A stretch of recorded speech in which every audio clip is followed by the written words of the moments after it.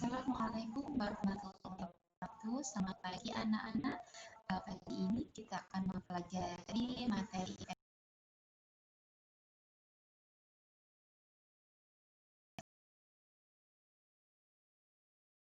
kemarin karena sudah mempelajari tentang keanekaragaman sosial budaya yang ada di Indonesia, penampakan alam dan penampakan buatan. Nah, sekarang pembelajaran kita kali ini adalah iklim dan pengaruhnya terhadap persebaran flora dan fauna yang ada di Indonesia.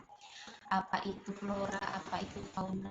Nah, ini yang akan kita pelajari saat ini. Nah, yang pertama ini apakah itu iklim? Ya, iklim adalah keadaan rata-rata cuaca pada suatu wilayah dalam jangka waktu yang relatif lama. Jadi Indonesia itu termasuk iklim apa? Ya, kalian lihat di sini, ya kalian lihat di gambarnya di sini ini ada gambar global ya, global beserta dengan garis hitam. Ya, secara astronomis Indonesia itu terletak di antara 6 derajat lintang utara sampai 11 derajat lintang selatan. Nah, garis lintang ini yang digunakan untuk membagi iklim, bagi musim.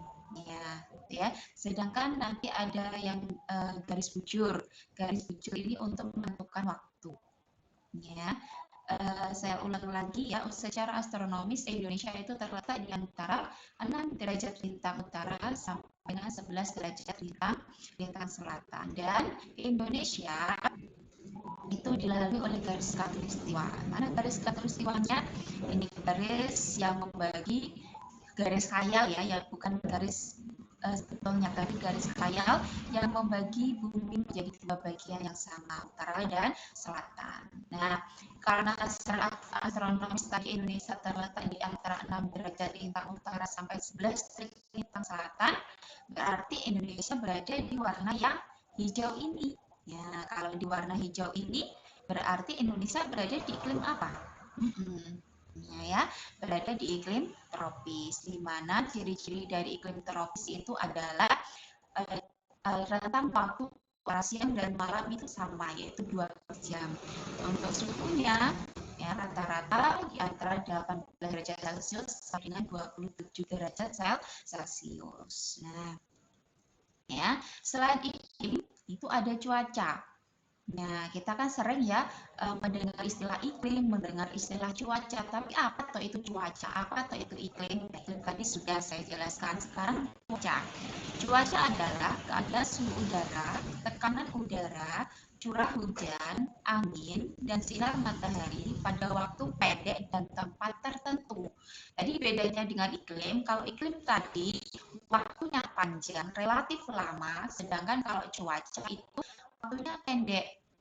Yang mungkin di sekarang di daerah kalian ya cuacanya bagaimana, rasanya sekarang bagaimana, udaranya bagaimana ya, mungkin di tempat kalian sekarang kalau pagi udaranya dingin ya, terus nanti kalau siang panas, kalau malam dingin. Nah, itulah yang dinamakan cuaca.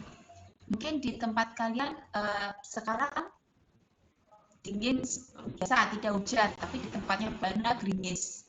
Nah, curah hujannya bagaimana juga termasuk cuaca. Sekarang apa hubungannya iklim dengan iklim dan cuaca itu dengan pertumbuhan, dengan perkembangan, dengan persebaran flora dan fauna yang ada di Indonesia? Masa ya ada hubungannya? Nah, kita lihat di sini.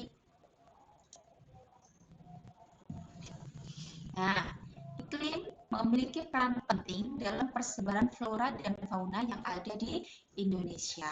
Karena di dalam iklim itu terdapat faktor kelembapan udara, suhu udara, dan angin. Dan faktor-faktor itu sangat berpengaruh terhadap perkembangan, terhadap pertumbuhan flora yang ada di Indonesia. Contohnya saja kelembapan udara.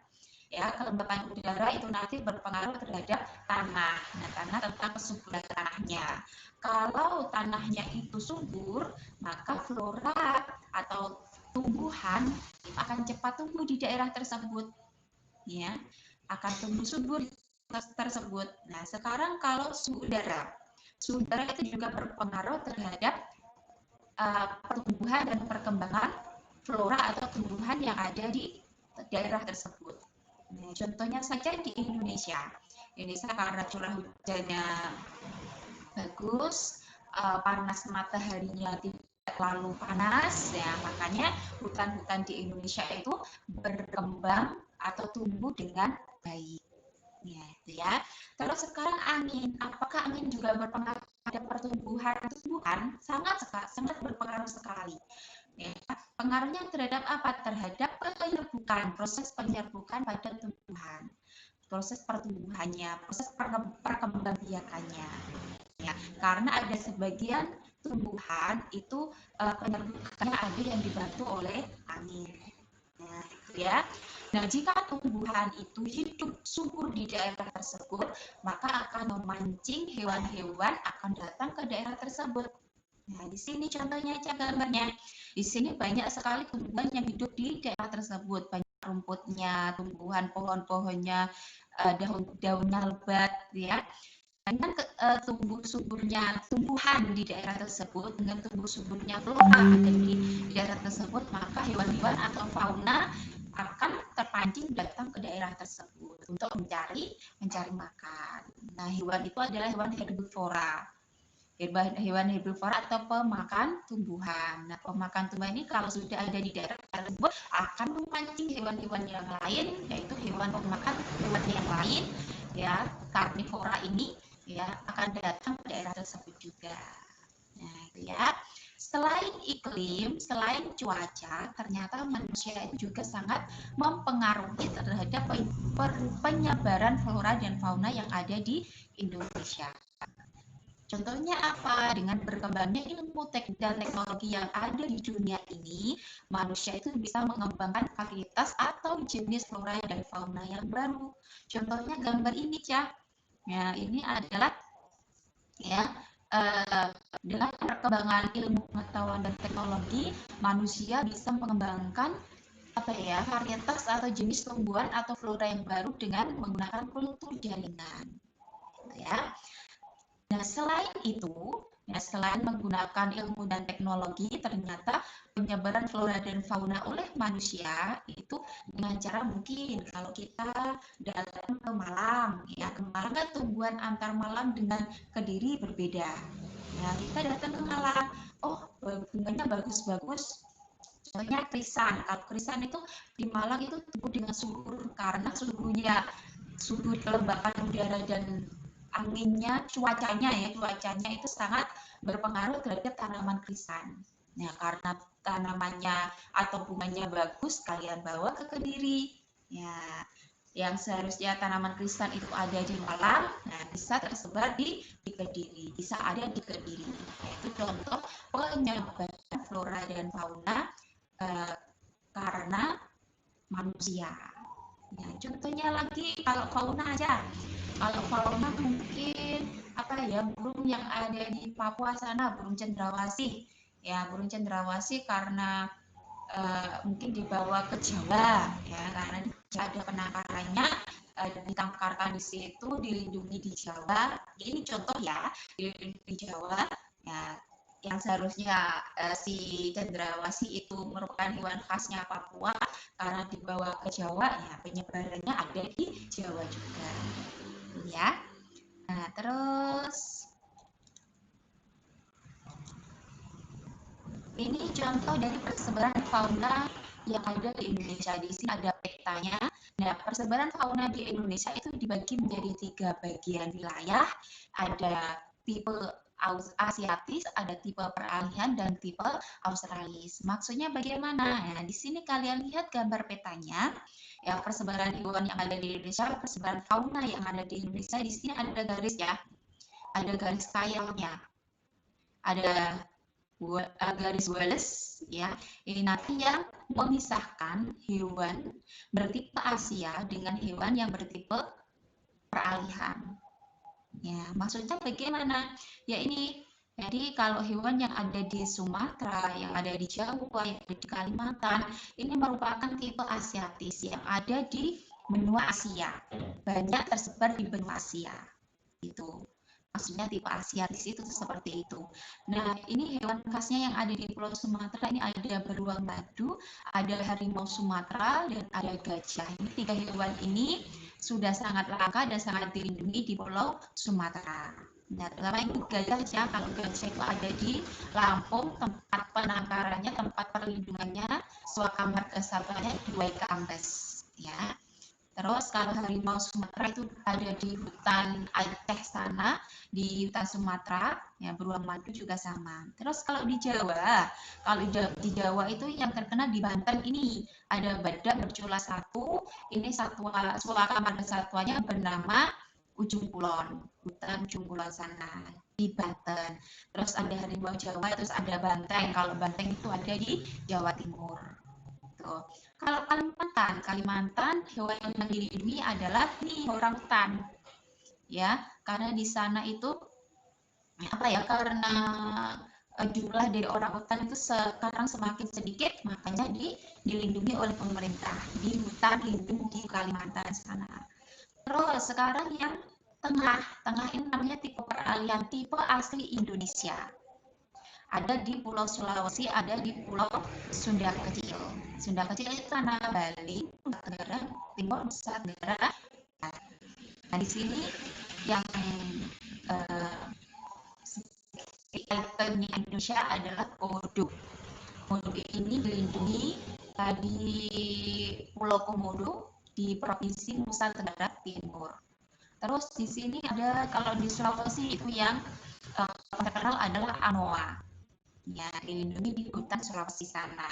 Terus di sini ada garis lagi, ini namanya garis Weber. Nah, garis Weber ini yang memisahkan hewan tipe asli Indonesia atau tipe peralihan dengan hewan tipe Australis. Nah, kenapa Australis? Karena hewan-hewan di timur ini sama tipenya dengan hewan yang ada di benua Australia, hampir sama. Karena dulu itu antara Indonesia dengan Australia itu menjadi satu kesatuan, jadi satu daratan, karena adanya arus air laut ya, terkikis daratannya, akhirnya antara Indonesia dengan Australia ini terpisah. Namun sekarang penelitian lagi ternyata Australia itu semakin ke sini semakin mendekat dengan Indonesia lagi. Itu. Nah, untuk apa ya, hewannya, apa contoh hewannya yang ada di ini di bagian timur tipe Australis adalah yang terkenal cendrawasih, hewan asli Papua sana ya. Tipe apa khasnya Papua adalah burung cendrawasih. Burung cendrawasih ini sekarang juga sudah langka karena oleh pemburu itu diburu, diambil bulunya, terutama di mahkotanya untuk hiasan, ya. Selain itu ada walabi, ya, nanti di Papua juga sana ada itu, dia mempunyai kantong di perutnya, apa itu namanya, yang loncat-loncat, lupa Barina ya, hewan asli Australia, yaitu juga ada di sana. Saya ulang lagi, jadi ada garis Wallace, ada garis Weber.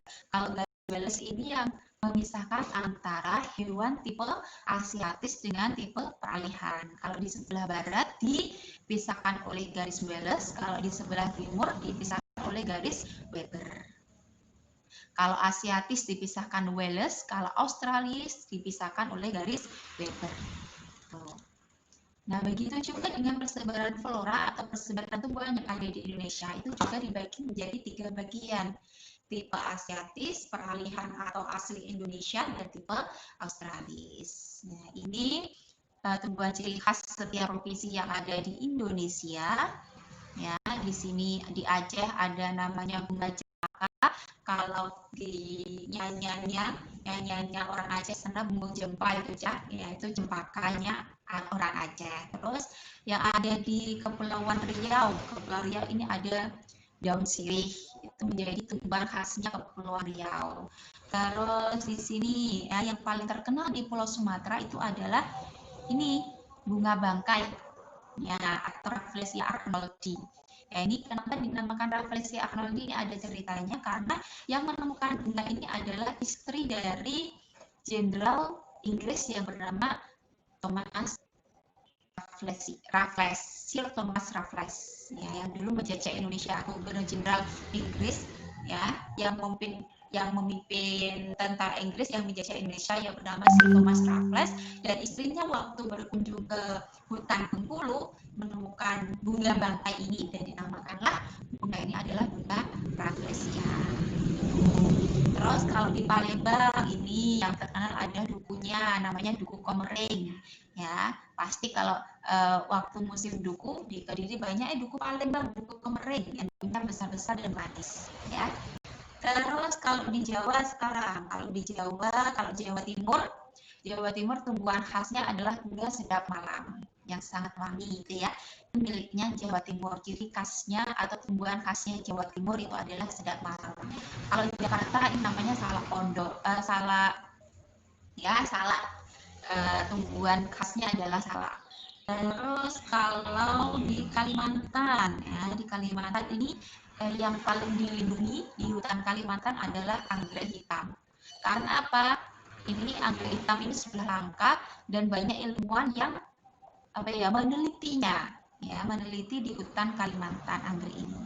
Terus kalau di pulau ini Nusa Tenggara itu ada cendana. Di Nusa Tenggara Timur itu ada cendana. Nah, cendana ini adalah kayu yang digunakan sebagai bahan dari parfum atau minyak wangi yang harganya sangat mahal ya. Tuh. Terus kalau di Sulawesi sini ada beringin ya, ada beringin, terus ada apa lagi ini anggrek juga ya. Terus di Maluku ada cengkeh dan juga ada anggrek. Ya. Terus kalau di Papua, kalau di Papua Barat ini namanya buah merah. Kalau di Papua ini buah matoa. Ya mungkin di pinggir-pinggir jalan Mercang ya, pinggir jalan Mercang Kota Kediri itu banyak sekali kalau musim matoa, musim duku, ya banyak orang yang menjual buah-buah tersebut. Ya.